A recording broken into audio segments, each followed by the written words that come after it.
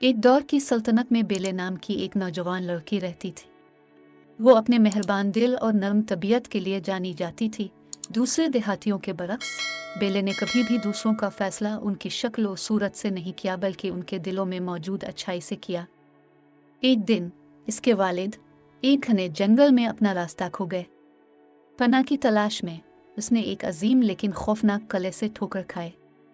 अंदर इसे गर्म आग और खाना मिला, लेकिन एक खौफनाक जानवर नमूदार हुआ जो कभी एक खूबसूरत शहजादा था। एक जादूगरनी ने अपने तकब्बुर की वजह से लानत भेजी। मायूसी में बेले के वालिद ने रहम की भीख मांगी, ये बताते हुए कि उसने सिर्फ तूफान से पनाह ली थी। जानवर उसे जाने देने पर राजी हुआ, लेकिन सिर्फ इस सूरत में जब कोई इसकी जगह ले। जब बेले को अपने वालिद की किस्मत का इल्म हुआ तो वो बगैर किसी हिचकिचाहट के महल की तरफ चली गई। इसने बहादुरी से अपने बाप की जगह खुद को पेश किया। दी बेस्ट इसकी बेलोस से हैरान होकर उसकी पेशकश कबूल कर ली। दिन हफ्तों में बदल गए और बेले ने आहिस्ता आहिस्ता ये देखना शुरू कर दिया कि जानवर इतना खौफनाक नहीं था जितना वो लगता था।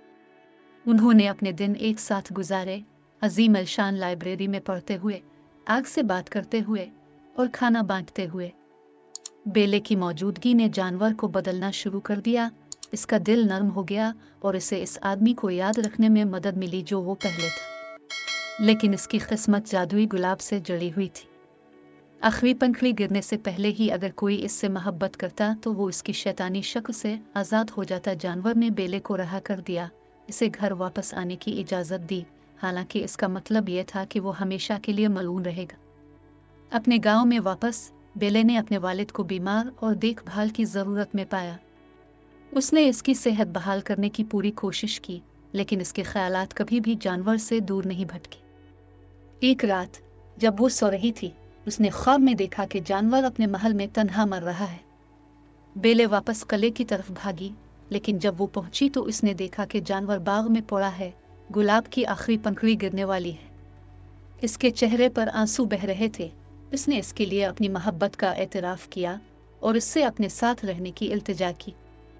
इसी लम्हे आखिरी पंखड़ी गिर गई और जानवर ने अपनी आंखें बंद कर लें, लेकिन ढलने के बजाय एक तेज रोशनी ने इसे घेर लिया। बेले ने हैरत से देखा जब वो जानवर वापस इस खूबसूरत शहजादे में तब्दील हो गया जो वो पहले था। लानत बेले की मोहब्बत से टूट गई थी। शहजादा और बेले महल में वापस आए, जहां उनकी शादी एक शानदार जश्न में हुई थी। कभी उदास कला रोशनी और कहकहों से भरी जगह बन गया और इस तरह वो खुशी खुशी जिंदगी बसर करते रहे।